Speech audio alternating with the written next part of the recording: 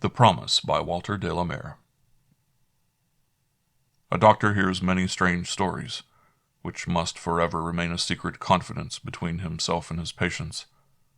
But the story that my old friend, whom we will call Purcell, told me cannot, I think, be so considered. We were sitting one evening in his long garden, just after the fall of dusk, smoking together. His wife had been dangerously but quite triumphantly ill, and this was the first evening afterwards. "You know, of course," he said half apologetically, "that she has always been very nervous and high-strung. At least—" He broke off and puffed softly on, narrowing his eyes, his hands resting one over the other on his knee. A robin was chattering in the lilac bushes. "I don't think I ever told you how we actually met. There's no harm in telling, is there?" "Well, that's best answered when I've heard," I replied, and we laughed. "Well, you remember, years ago, when I used to live with my mother at Wychelham. It was an absurdly long journey from town, but she liked the country.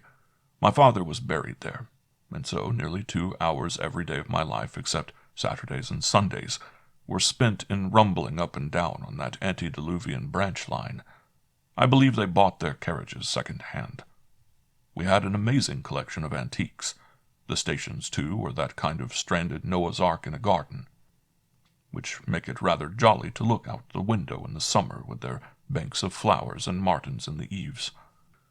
A kind of romance hung over the very engines. You felt in some of the carriages like a savant confronted with a papyrus he can't read. It was all very vague, of course, but there it was. One evening, a Tuesday in December, I left my office rather later than usual. There had been a lofty fog most of the day. All the lights flared yellow and amber, and the traffic was muffled to a woolly roar. The station was nearly empty.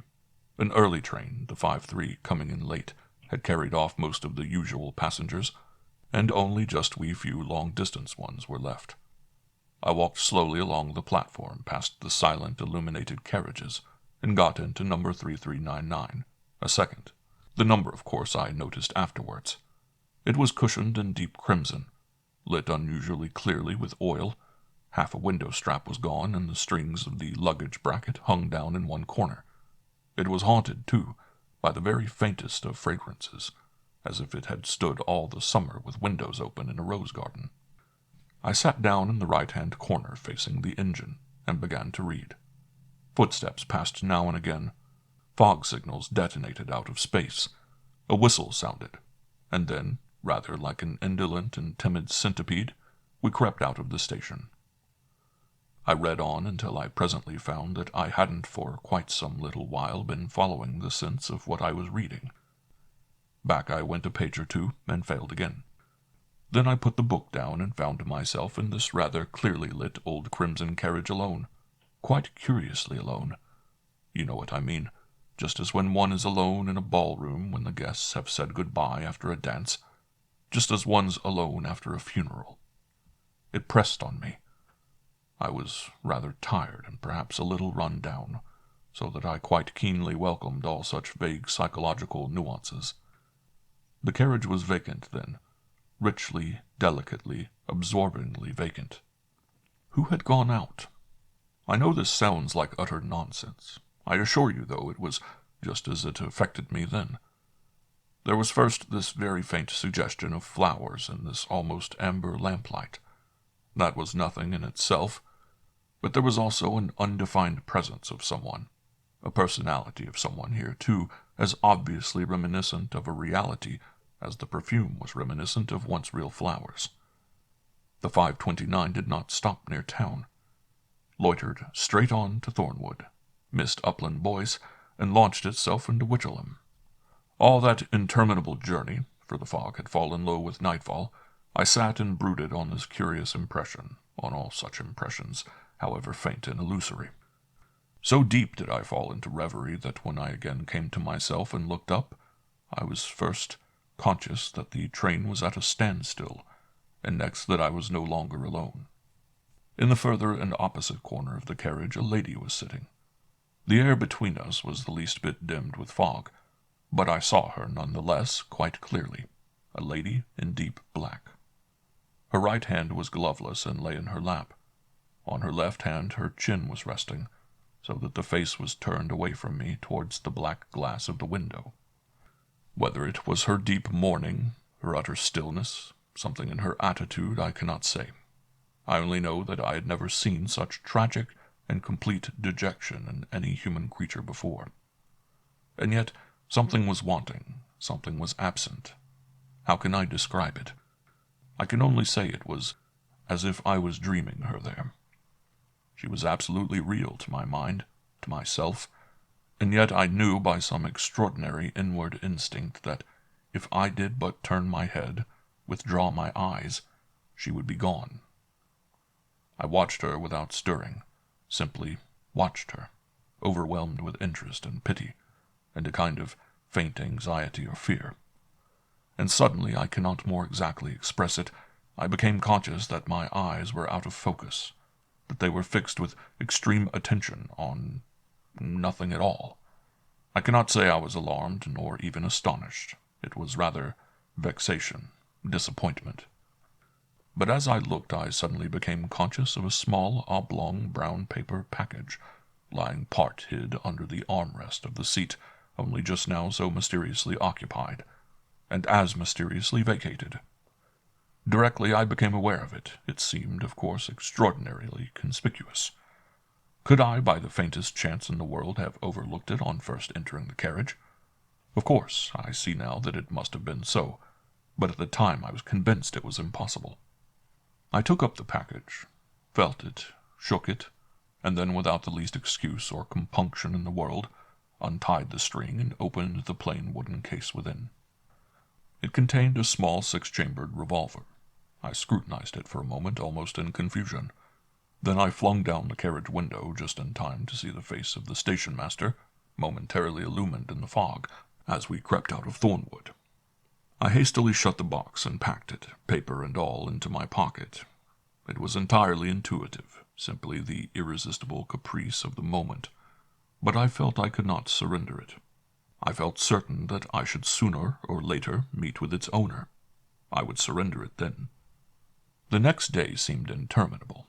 Fog still hung over the city. I longed to get back to my haunted carriage. I felt vaguely expectant, as if some very distant, scarcely audible voice were calling to me, questioningly, appealingly.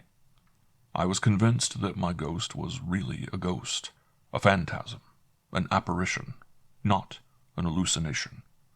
Surely an event so rare and inexplicable must have a sequel.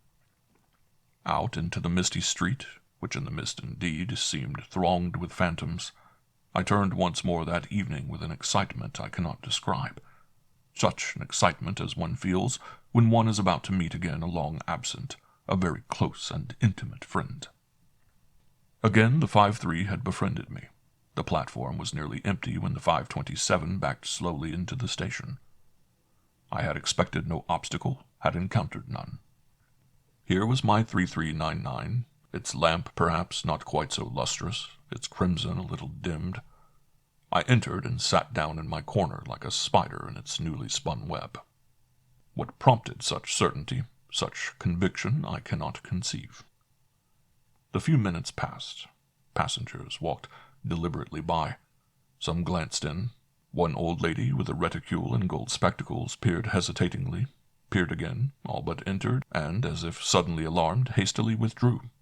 We were already late. And then, just at the last moment, as the doors were beginning to slam, I heard with extraordinary distinctness what it seemed I had for long been waiting for. A light and hurried footfall. It paused, came nearer, paused again, and then, although I simply could not turn my head to look, I knew that there, looking in on me, searchingly, anxiously, stood framed in the misty doorway, my ghost. Still she hesitated, but it was too late to retreat. She entered, for I heard the rustling of her gown, and then at once the train began to move. At last, when we were really rumbling on, I managed to turn my head. There she sat, completely in black, her left hand in her lap, her chin lightly resting on the other, her eyes gazing gravely and reflectively, yet with a curious fixity out the window. She did not stir. So slim, so unreal, she looked in her dead black. It seemed almost that this might be illusion too. This, too, an apparition. Almost, but how surely, how convincingly, not quite. It sounds absurd, but so absorbed again I grew in watching her, so lost in thought, I think I sighed. Whether or no, she suddenly turned her head and looked at me with startled eyes and parted lips, and I think the faintest red rose in her cheeks. I leaned forward. "You won't please misunderstand me, my speaking, I mean. I think perhaps if I might explain, you would forgive me," I blundered on. She raised her eyebrows, faintly and distantly smiling, but I felt vaguely certain that somehow she had dimly foreseen my being there. "I don't quite see why one should have to explain," she said indifferently. "You could not ask me to forgive anything that would need forgiveness. But tonight you must please excuse me. I am so very tired, I don't really think I could listen. I know I couldn't answer." "It's only this, just this," I replied in confusion. "Something has happened. I can't explain now. Only if I should seem inexcusably inquisitive, horribly so perhaps, you will understand when I do explain. You need but answer yes or no to 3 brief questions. I cannot tell you how deeply interested I am in their answers. May I?" She frowned a little and turned again to the window. "What is the first question?" she asked coldly. "The first is, please don't suppose that I do not already know the answer instinctively, as it were, en rapport. Have you ever traveled in this carriage before, number 3399? Could you imagine a more inane way of putting it? I knew that she had with absolute certainty. But none the less she feigned to be unsure. Her eyes scrutinized every corner, but indifferently, and finally settled on the broken netting. "Yes," she said simply, "but as for the number, I don't think I knew railway carriages were numbered." She turned her eyes again directly on mine. "Were you alone?" I said, and held my breath. She frowned. "I don't see—" she began. "But yes," she broke off obstinately.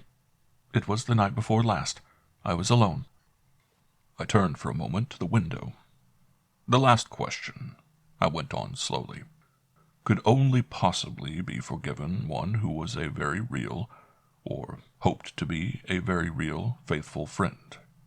We looked gently and calmly, and just in that curious, instantaneous way, immortally, as it were, into each other's eyes.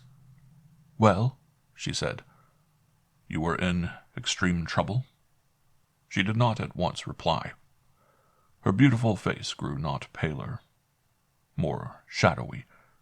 She leaned one narrow hand on the crimson seat and still looked with utterly frank, terribly miserable, desolate eyes into mine.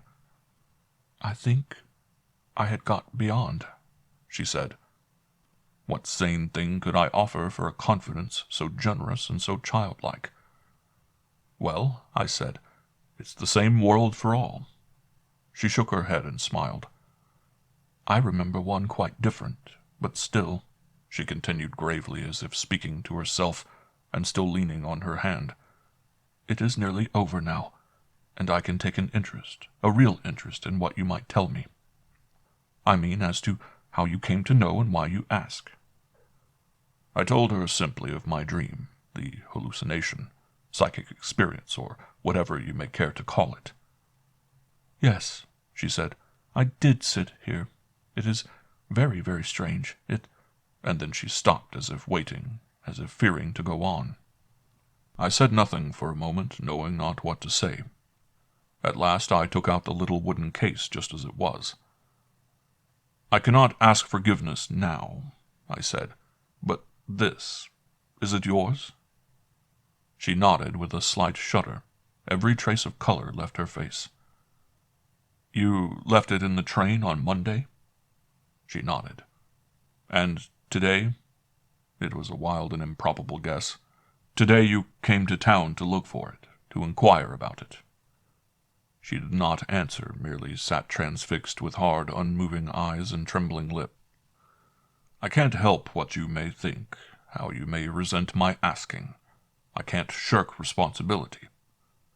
I know this is not an accident. I cannot believe it was an accident which sent me here last night. I cannot believe God ever meant any trouble, any grief to have this for an end. If I give it you, will you promise me something?" She did not answer. "You must promise me," I said. "What am I to promise you?" she said, her eyes burning in her still white, furious face. "Need I say?"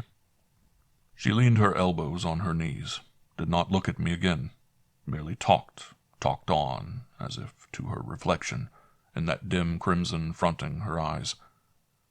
"It is just as it happens, I suppose," she said. "It's just this miserable thing we call life all the world over. You hadn't the ghost of a right to open it, not the faintest right in the world. It is all sheer inference, that is all. As for believing, there's not the faintest proof, not the faintest. Who can care now? But no, somehow you got to know, without the least mercy or compunction. Who would believe you?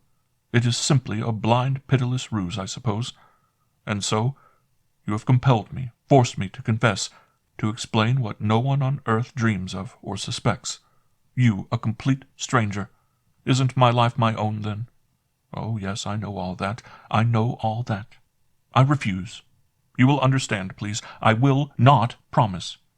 Who," she cried bitterly, flinging scoffingly back her head, "who gave you my life? Who gave you the right to question, to persecute me?" And then suddenly she hid her face in her hands. "What am I saying? What am I saying?" she almost whispered. "I don't know what I am saying." "Please, please," I said, "don't think of me. It doesn't in the least matter what you think or say of me. Listen, only listen. You must promise." I can't, she cried, rising to her feet and facing me once more. The train was slowing down. Here, then, was her station. Was I, after all, to be too late? I, too, stood up.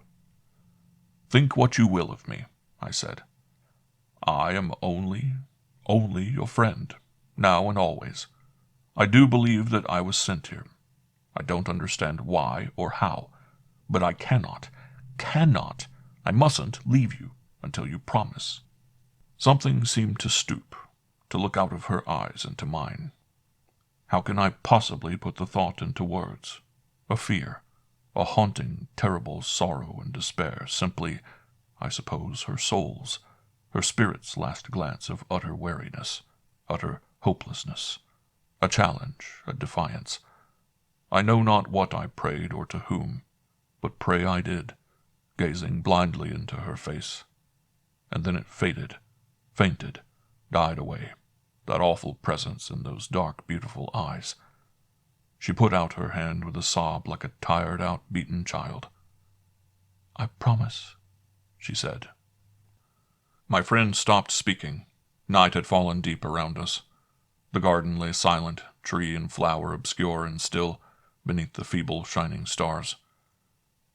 We turned towards the house. A white blind in an upper window glimmered faintly in the darkness, and we heard a tiny, impatient, angry, inarticulate voice, crying.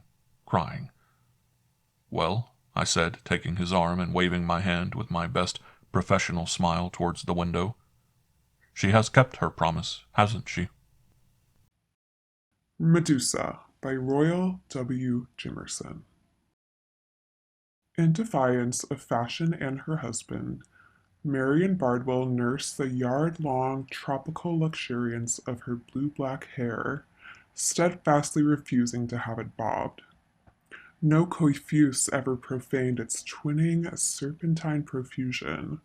No hands but her own were equal to the ritual of the 4 o'clock brushing that Marian performed with the dreamy-eyed reverence of a devotee who with mystic, ceremonious pass and gesture invokes the deity of some dusky shrine.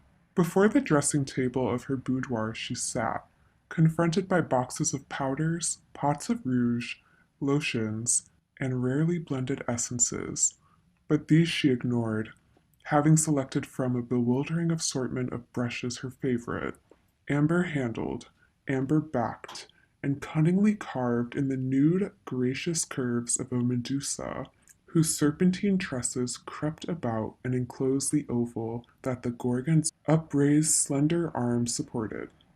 Bardwell entered through the door connecting his room to Marian's. At it again! That damned hair! Bardwell shrugged his shoulders, grimaced at the thought of his wife's oblivion to his presence, then with an effort erased the somber frown that lined his lean, handsome features.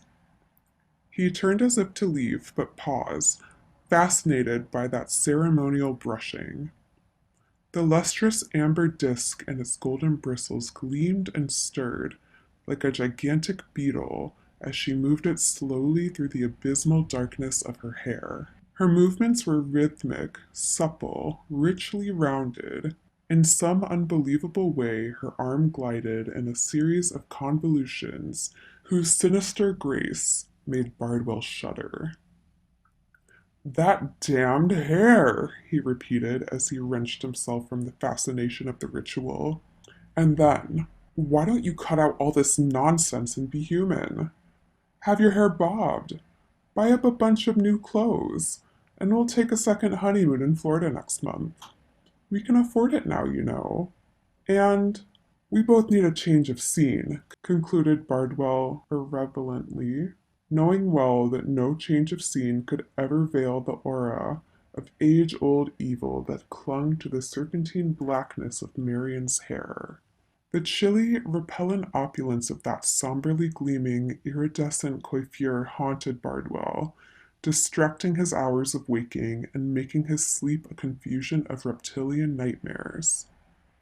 The living, creeping coldness of those profuse tresses had, in 4 years, frozen an indefinable terror into his soul. An age-old horror nightly twined itself on Marian's pillow, separating them as might a limitless expanse of steaming, evil-haunted jungle. I'll never cut my hair, declared Marian with the passionless certitude of one pronouncing a law of nature. Never again mention such a thing.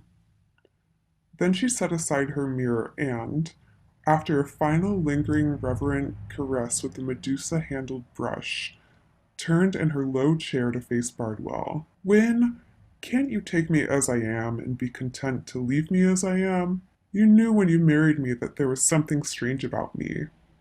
I loved you, Wyn. Still do. Always shall. But I can't. But you must, flared Bardwell.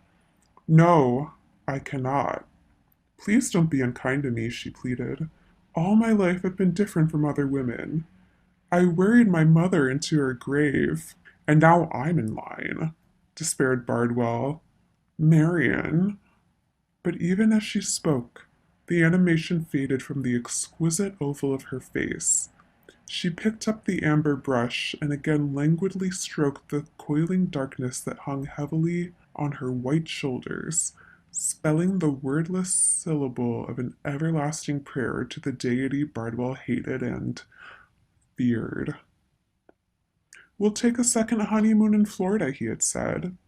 But he knew that it was no honeymoon, but rather the fantastic hope that the warmth and unfailing sunlight of Florida might sear to extinction the living, chilly blackness before whose shrine Marian worshipped with measured, languid passes of an amber brush. Drawn by a compelling sorcery, attracted in spite of himself, Bardwell drew closer, catching the sound of the brush that caressed Marian's waist-long hair, strands that blended and writhed, curled and intertwined independently of the golden bristles. He gently laid his fingers on a strand, hoping against hope, shivered, muttered, and then turned and strode from the room. Marian's movements became slower, more and more torpid, more languid, until finally, succumbing to the tropical, overheated atmosphere of her Riverside Drive boudoir, she carefully placed the amber brush on the table and, mustering her ebbing vitality, picked her way to bed. The black, tentacular strands disposed themselves about the pillow, dark serpents basking on silver-white sand. too. Sarasota, rather than glittering Miami or Palm Beach, appealed to Bardwell as being the most suitable field on which to make his final play against that which hung over him like the mantle of an oppressive doom. And there he sought to inveigle Marian into play and festivity, to entice her from the somnolent ritual of everlasting hair combing, to revive the gaiety of their earlier days. He succeeded for a few days, but on the first morning of the second week he found Marian before her mirror, amber Medusa in hand, and lost in the impenetrable sorcery that had made his life a vortex of madness. That same afternoon found her asleep at the edge of a steaming lagoon, her hair spread fanwise about her, basking in that fierce, damp heat. Now, by the Lord, this is too much, he snarled as he seized her by the hand, thrust her into the car, and carried her, still dazed and half asleep, back to their hotel. Once in the privacy of their suite, he continued, "This damn nonsense must stop, and I'll stop it here and now." Bardwell seized a pair of scissors and, stifling his repugnance, grasped a handful of that serpentine black hair, and then he dropped the gleaming steel, recoiling before the chilly flame that came to life in Marian's smoldering eyes. "Win Bardwell," she began in a calm voice whose deadliness matched the light in her eyes. "This is going too far. Whatever else you may wish to do, at least stop short of mutilating me and killing yourself." "What?" demanded Bardwell. "Mutilate you? Kill myself? Good Lord, Marian, this is getting worse every day. What's going to become of us?" The venom faded from her voice and the fire from her eyes as she replied, "Win, I've told you 1,000 times I can't help being what I am. Can't you remember the old days when my strange ways didn't annoy you?" And Bardwell recalled the first weeks of their marriage, mad, ecstatic nights and dream-filled days. The chill contact of Marian's hair, even then, had carried the faint suggestion of some ancient evil that always blended in their lovemaking, adding piquancy to Bardwell's pleasure, suggesting to him that he had found Eve and Lilith in one person. He had loved the dank chill of her hair, cold strands that burned like creeping living fire, and a curious pagan fascination lay in that queer gesture, so like an archaic, dimly remembered ritual with which Marian would toss the great braids about her back and shoulders, where they clung and twined. "When," continued Marian, "have you changed, or have I? Leave me if you wish. You needn't stay. I'll play fair with you if you wish to leave me. Only promise me you'll never again attempt to cut my hair. Promise me, and I'll forgive you. And if you can, try to remember." Bardwell remembered and promised, and that night and many nights thereafter, Bardwell held stony-eyed communion with bottles branded with 3 stars and marked with the name of Martel. Yet hope was not entirely gone, for Bardwell would occasionally vary his routine, emerge from the haze, and in the calmness of evening seek anew the means of overcoming that which oppressed him. And thus it was that, wandering at random, he met old Dr. Berg, who during the many years previous to his retirement from active practice had attended Marian and Marian's parents. "Dr. Berg, strike me blind, but it's good to see you." In the pleasure of this unexpected encounter, Win Bardwell for the moment forgot that which the undying sun of Florida had not eradicated. "And just as good to see you, Win. What in the world brings you to Sarasota?" The doctor paused, hesitating to inquire as to Bardwell's wife, yet knowing that such an inquiry must be forthcoming from him. Bardwell's next remark bridged the gap. "I know you're retired, doctor," he began, "but I want to have a word with you, in private, and at once, if you're not engaged." Dr. Berg nodded acquiescence. A cab carried them to the doctor's apartment. Either I'm utterly loco, declared Bardwell, or else. No, lad, interrupted the white haired medico. You're not loco. It killed her mother, and it has made me wonder, and pass quite beyond the borders of reason and science. In a word, Wynne, it's that deadly poisoned coldness of Marian's hair. The doctor shivered. Yes, agreed Bardwell. It's driving me nutty. She won't have it cut. She spends hours brushing it, like some fakir sitting before a heathen god and thinking himself into the silence. Oh, Lord in heaven, but I often wonder if she is human. The touch of a single strand of it drives me wild. And at the same time, I think the world of her. That's the worst of it. The old doctor poured a slug of Bacardi. Bardwell swallowed the amber flame and continued.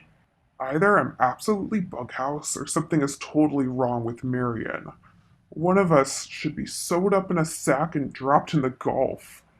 If she's okay, then I'm due for a padded cell, or if I'm right, then that girl is a monstrosity. Ah, hell. What do you make of it, Doc? I make exactly nothing of it, replied Dr. Berg. Nothing that any sane man of science could accept. Her parents told me a similar story when she was about 6 years old.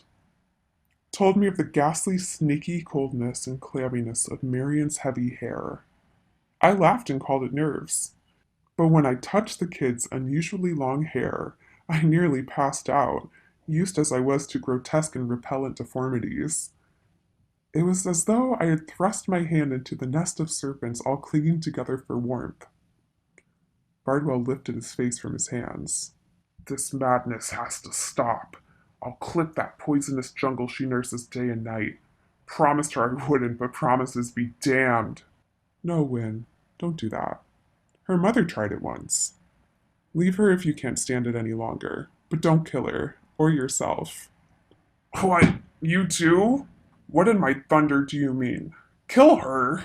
Or myself? Demanded Bardwell, recovering himself and drawing animation from the incredible words the doctor had just spoken in paraphrase of Marian's outlandish speech. Are you as nutty as she is, and shall I be? For God's sake. Steady, lad. She isn't, and I'm not, and you're not yet. Listen. The doctor drew from his desk a leather-bound, loose-leaf notebook, turned a few pages, remarking as he did so, Hereditary is a curious thing. Marian's outlandish hair inspired me to study the matter in general and in particular. I've never dared publish my thoughts and findings. Like Rabelais, I prefer to die before I am cremated. But I'll tell you as much as I can. It may help you, for we lose fear of that which we understand, even if but partly. The doctor paused, pinched the end from a long black cigar, sought, found, but forgot to strike his match, and then he read, intoning solemnly, like a judge pronouncing a sentence. Atavism is an outcropping of tendencies and characteristics that have skipped 2 generations or more. Such outcroppings are rare enough, though usually not startling. But what of tendencies that have lain dormant, skipping thousands of generations, reappearing only after hundreds of centuries of extinction? Your wife, Wynne. For 20 years I've studied this matter. Ever since, at her mother's insistence, I touched that living, snaky hair. For God's sake, Doctor, what do you mean? Just what I said. One thing at a time. You'll finally grasp what you're up against. The doctor struck his match, touched light to the lean, dark cigar, and then continued. You've played polo, and witnessed many polo matches. Remember Captain Erich von Fostenberg? Yes, fierce heathen sort of fellow. Wonderful player. But what the devil? One thing at a time, Wynne. Have patience and let me put it across bit by bit, groping with you even as I myself have groped in the dark. He resembles not one of his relatives, distant or near, nor does he resemble any of his ancestors for 10 generations back. If the private rogues gallery, as he calls the family portraits, mean anything at all, that fellow is a Tartar, pure and simple, who rode in the trace of Genghis Khan. Look at him. Look at those eyes, those cheekbones, the contour of his skull, and see the stamp of the Mongol. Look at the way he sits on his horse, crouched like some squat demon riding into battle. He might be the Grand Khan himself. That is atavism, but on a small scale. Merely a dozen odd generations. Bardwell was much too puzzled to interrupt. Some Tartar of the hordes of Genghis Khan grafted himself onto the family tree of the House of Ostenburg. And now, centuries later, we have Captain Eric. But this, repeated the doctor, is atavism on a small scale. Listen again. And from his notes the doctor read, it was Herbert Spencer, greatest of all rationalists, who pointed out that there is a foundation of fact for every legend and superstition of mankind.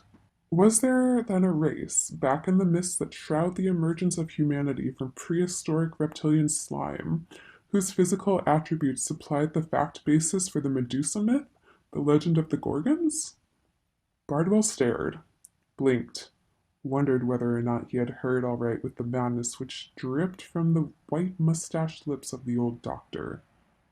Then Bardwell remembered all too well the serpentine, clinging coldness of Marian's hair, and knew that he had indeed married a Medusa, whose type for 1,000 centuries had been, and would today, but for some ghastly jest of nature, be extinct. 3. Day after day, the amber brush with its carved Medusa flickered like some monstrous golden beetle as Marian, secure in the shelter of Bardwell's promise, devoted more and more of her time to the now endless caressing of the coiling midnight madness that crowned her pallid features, enshrouded her shoulders, and reached almost to her knees. Small, swift boats brought Bardwell solace from Bimini. Martel, and Bacardi, and the deadly pale green Pernod, wormwood distilled with madness. Substitution, serpents for serpents. And through the haze gleamed a pair of long-bladed coupon shears. Martel and Pernod and promises mingle curiously.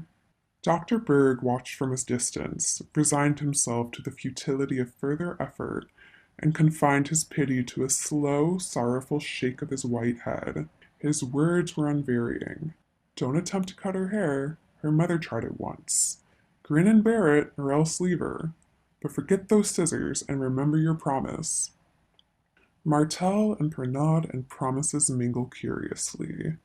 Yet through it all persisted the memory of ancient days, of mad, ecstatic nights and dream-filled days, and of a lovely, pallid girl whose great dark braids of hair clung and twined about his shoulders, adding piquancy to his pleasure, so that one night Bardwell, deciding that while he could not grin, he might at least bear it, thrust aside the pale green madness that turned milky white as the melting ice diluted it, and sought Marian's boudoir. A shaft of moonlight filtered in through the thinly draped French window and enriched the pale features and argentine shoulders of his sleeping wife. Her long hair somberly enshrouded the loveliness of her face and spread fanwise across both pillows. A faint, acrid odor mingled itself with the perfume of the sleeping Madonna, and apart from, but somehow a part of her even breathing, came the vague sound of things that crept not quite noiselessly, and their sibilant hissing. As Bardwell stared fixedly, the sable strands moved, stirred, animated by an independent life, black serpents awakening from their slumber on silver-white sands.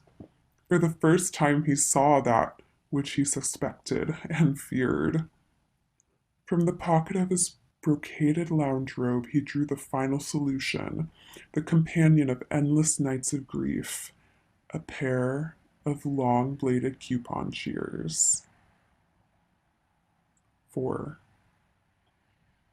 Just across the hall from 614, yes, sir, I'll look right into it right away, replied the night clerk. And then, slamming the receiver, he addressed the house detective. Dawson, for the love of Mike, see who's got the heebie-jeebies in 640. Whereat, the night clerk yawned and prepared to resume his nap while awaiting Dawson's report as to the case of the prolonged scream of anguish. The voice of a man and woman mingled in an awful cry of horror and despair, the ghastly disturbance whereof the guest in 614 had complained. But that nap was interrupted ere it resumed. "I'll be eternally damned!" gasped the night clerk, paused a moment, then started in pursuit of the house detective, who had in 3 bounds cleared the lobby and gained the street. A patrolman on a beat several blocks from the hotel collared the frenzied man and clubbed him into a state of comparative calmness. Investigation verified the house detective's outrageous story, thus keeping him clear of a padded cell. But investigation came to a dead standstill when confronted by the scarlet, excoriated mask of what had once been Win Bardwell's lean, handsome features, and the 1,000 tiny, livid punctures which had pierced the skin. Nor was it any easier to account for the monstrous black coil, wrist thick, which encircles Bardwell's body, and stranglingly closed about his throat. Frosty cold, midnight black, iridescent hair, the like of which came from no man or beast, but which must have come from the head of the woman who lay dead on the bed beside Bardwell. Dr. Berg saw, but wisely refrained from venturing an opinion.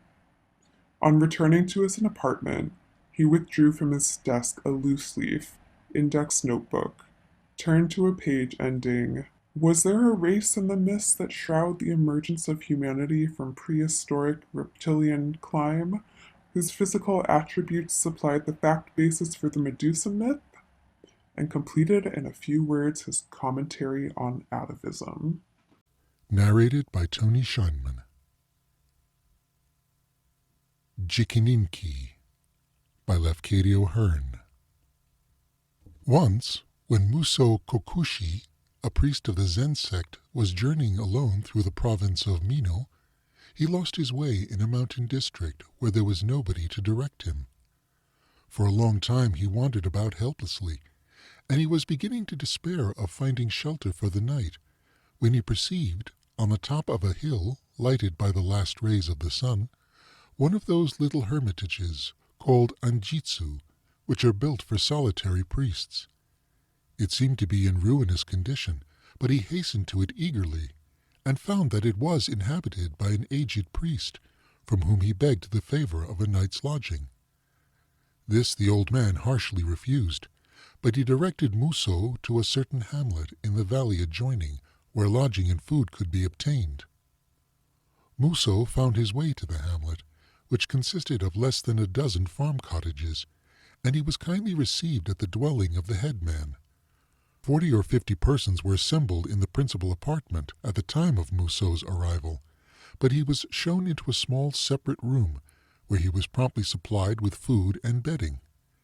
Being very tired, he lay down to rest at an early hour. But a little before midnight, he was roused from sleep by a sound of loud weeping in the next apartment.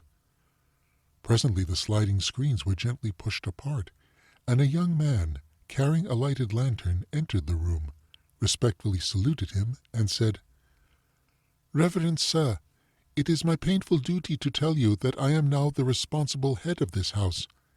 Yesterday I was only the eldest son, but when you came here, tired as you were, we did not wish that you should feel embarrassed in any way.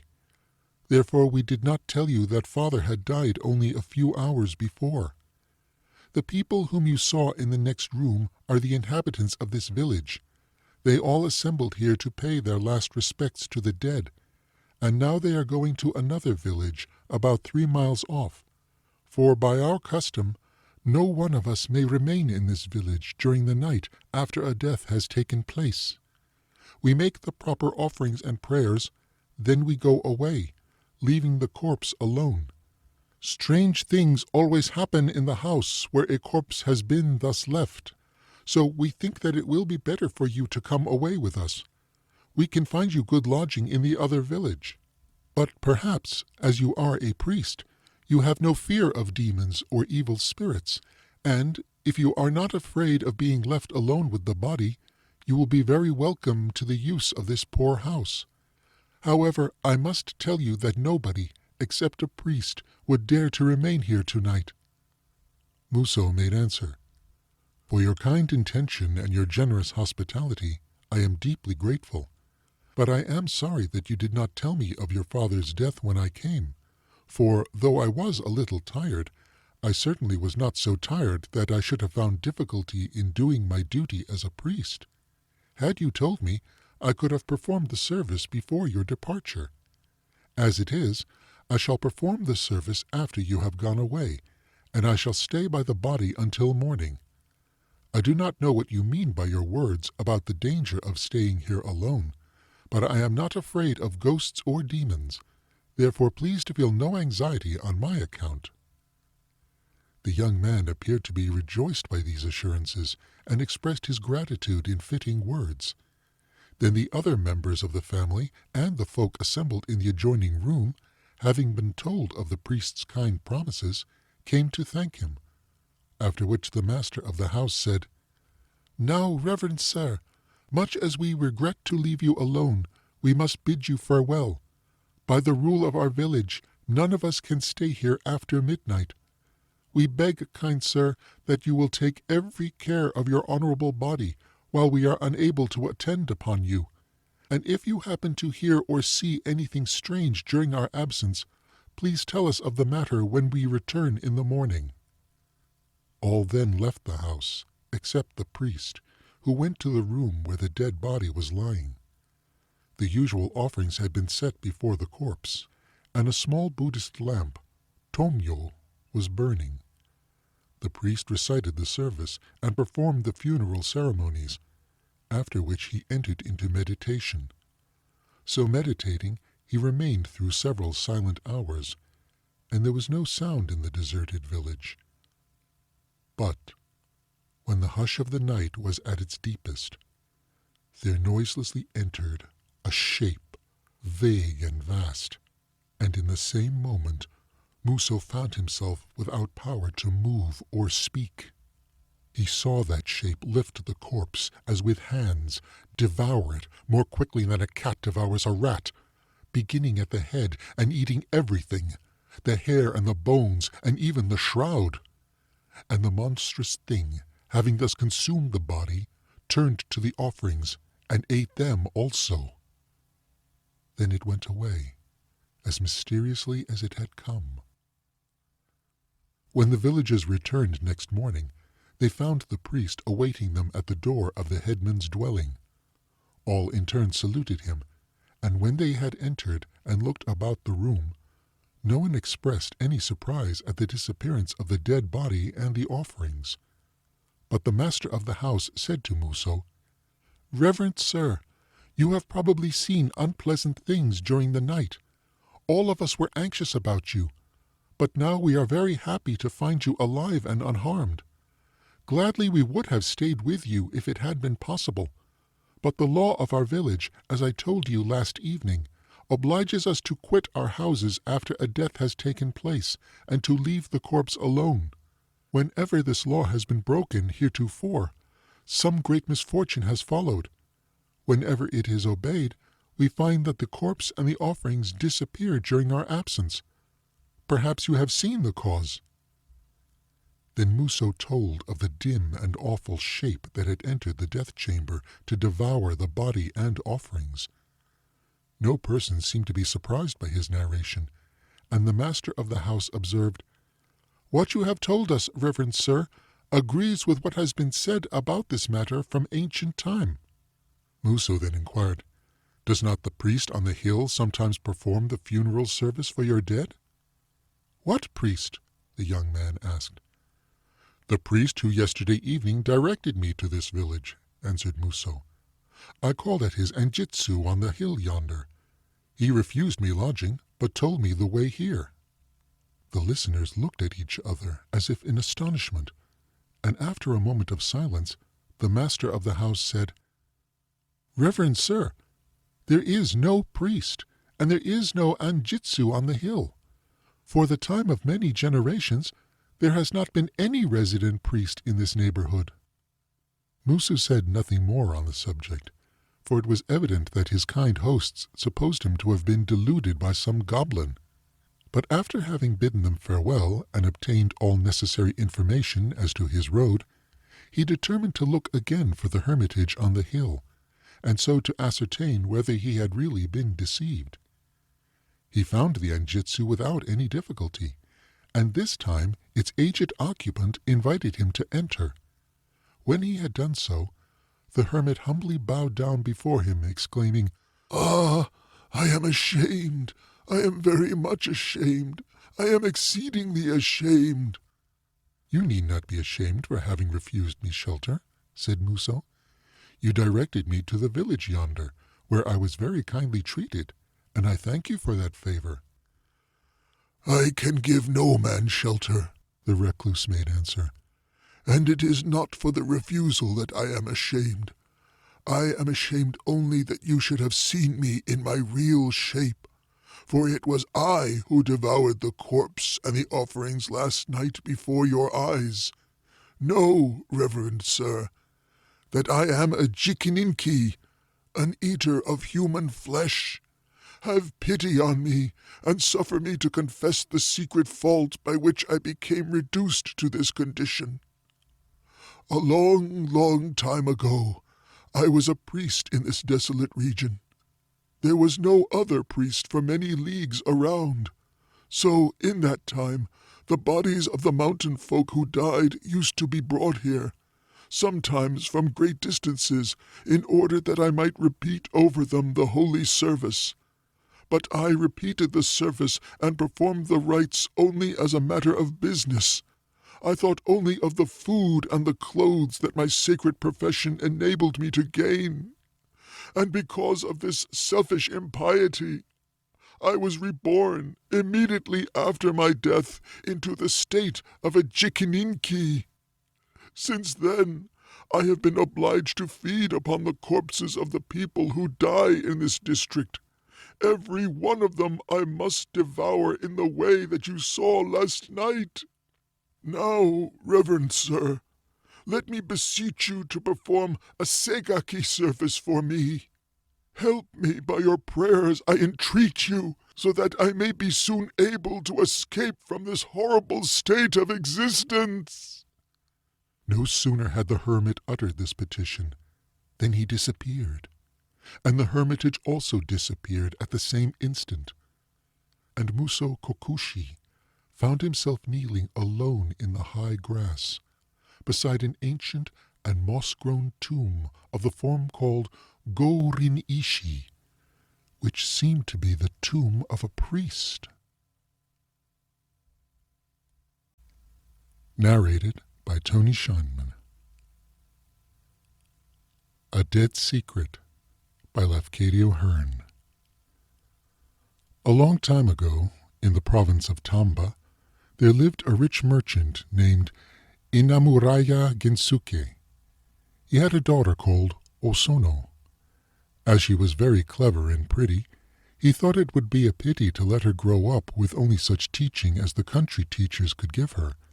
So he sent her, in care of some trusty attendants, to Kyoto, that she might be trained in the polite accomplishments taught to the ladies of the capital. After she had thus been educated, she was married to a friend of her father's family, a merchant named Nagaraya, and she lived happily with him for nearly 4 years. They had one child, a boy. But Osono fell ill and died in the 4th year after her marriage. On the night after the funeral of Osono, her little son said that his mamma had come back and was in the room upstairs. She had smiled at him, but would not talk to him, so he became afraid and ran away. Then some of the family went upstairs to the room which had been Osono's, and they were startled to see, by the light of a small lamp which had been kindled before a shrine in that room, the figure of the dead mother. She appeared as if standing in front of a tansu, or chest of drawers, that still contained her ornaments and her wearing apparel. Her head and shoulders could be very distinctly seen, but from the waist downwards the figure thinned into invisibility. It was like an imperfect reflection of her, and transparent as a shadow on water. Then the folk were afraid and left the room. Below they consulted together, and the mother of Osono's husband said, A woman is fond of her small things, and Osono was much attached to her belongings. Perhaps she has come back to look at them. Many dead persons will do that, unless the things be given to the parish temple. If we present Osono's robes and girdles to the temple, her spirit will probably find rest." It was agreed that this should be done as soon as possible. So on the following morning, the drawers were emptied, and all of Osono's ornaments and dresses were taken to the temple. But she came back the next night and looked at the tansu as before. And she came back also on the night following, and the night after that, and every night. And the house became a house of fear. The mother of Osono's husband then went to the parish temple and told the chief priest all that had happened, and asked for ghostly counsel. The temple was a Zen temple, and the head priest was a learned old man known as Daigen Osho. He said, "There must be something about which she is anxious, in or near that tansu." "But we emptied all the drawers," replied the woman. "There is nothing in the tansu." "Well," said Daigen Osho, "tonight I shall go to your house and keep watch in that room. You must give orders that no person shall enter the room while I am watching, unless I call." After sundown, Daigen Osho went to the house and found the room made ready for him. He remained there alone, reading the sutras, and nothing appeared until after the hour of the rat. Then the figure of Osono suddenly outlined itself in front of the tansu. Her face had a wistful look, and she kept her eyes fixed upon the tansu. The priest uttered the holy formula prescribed in such cases, and then, addressing the figure by the kaimyo of Osono, said, "I have come here in order to help you. Perhaps in that tansu there is something about which you have reason to feel anxious. Shall I try to find it for you?" The shadow appeared to give assent by a slight motion of the head, and the priest, rising, opened the top drawer. It was empty. Successively he opened the second, the third, and the fourth drawer. He searched carefully, behind them and beneath them. He carefully examined the interior of the chest. He found nothing, but the figure remained gazing as wistfully as before. "What can she want?" thought the priest. Suddenly it occurred to him that there might be something hidden under the paper with which the drawers were lined. He removed the lining of the first drawer. Nothing. He removed the lining of the second and third drawers. Still nothing. But under the lining of the lowermost drawer he found a letter. "Is this the thing about which you have been troubled?" he asked. The shadow of the woman turned toward him, her faint gaze fixed upon the letter. "Shall I burn it for you?" he asked. She bowed before him. "It shall be burned in the temple this very morning," he promised, "and no one shall read it, except myself." The figure smiled and vanished. Dawn was breaking as the priest descended the stairs to find the family waiting anxiously below. "Do not be anxious," he said to them. "She will not appear again." And she never did. The letter was burned. It was a love letter written by Osono in the time of her studies at Kyoto. But the priest alone knew what was in it, and the secret died with him. Diplomacy by Lafcadio Hearn. It had been ordered that the execution should take place in the garden of the yashiki, so the man was taken there and made to kneel down in a wide, sanded space crossed by a line of tobi-ishi, or stepping stones, such as you may still see in Japanese landscape gardens. His arms were bound behind him. Retainers brought water in buckets and rice bags filled with pebbles, and they packed the rice bags round the kneeling man, so wedging him in that he could not move. The master came and observed the arrangements. He found them satisfactory, and made no remarks.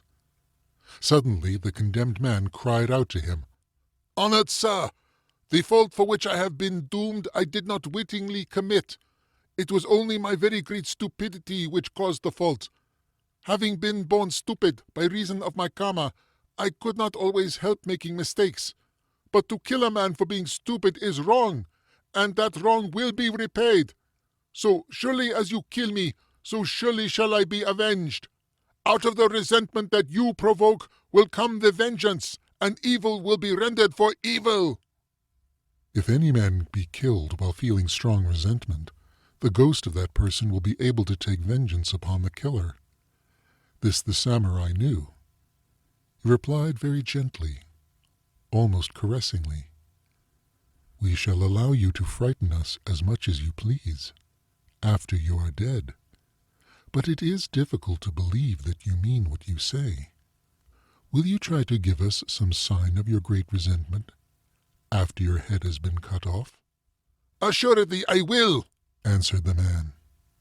"Very well," said the samurai, drawing his long sword. "I am now going to cut off your head. Directly in front of you there is a stepping stone. After your head has been cut off, try to bite the stepping stone. If your angry ghost can help you to do that, some of us may be frightened. Will you try to bite the stone?" "I will bite it!" cried the man in great anger. "I will bite it! I will bite—" There was a flash, a swish, a crunching thud. The bound body bowed over the rice sacks, 2 long blood jets pumping from the shorn neck, and the head rolled upon the sand. Heavily toward the stepping stone it rolled. Then, suddenly bounding, it caught the upper edge of the stone between its teeth, clung desperately for a moment, and dropped inert. No one spoke, but the retainers stared in horror at their master. He seemed to be quite unconcerned. He merely held out his sword to the nearest attendant, who, with a wooden dipper, poured water over the blade from haft to point, and then carefully wiped the steel several times with sheets of soft paper. And thus ended the ceremonial part of the incident. For months thereafter, the retainers and the domestics lived in ceaseless fear of ghostly visitation. None of them doubted that the promised vengeance would come, and their constant terror caused them to hear and to see much that did not exist. They became afraid of the sound of the wind in the bamboos, afraid even of the stirring of shadows in the garden. At last, after taking counsel together, they decided to petition their master to have a seigaki service performed on behalf of the vengeful spirit. "Quite unnecessary," the samurai said, when his chief retainer had uttered the general wish. "I understand that the desire of a dying man for revenge may be a cause of fear, but in this case there is nothing to fear." The retainer looked at his master beseechingly, but hesitated to ask the reason of the alarming confidence. "Oh, the reason is simple enough," declared the samurai, divining the unspoken doubt. "Only the very last intention of the fellow could have been dangerous, and when I challenged him to give me the sign, I diverted his mind from the desire of revenge. He died with the set purpose of biting the stepping stone, and that purpose he was able to accomplish. But nothing else. All the rest he must have forgotten, so you need not feel any further anxiety about the matter."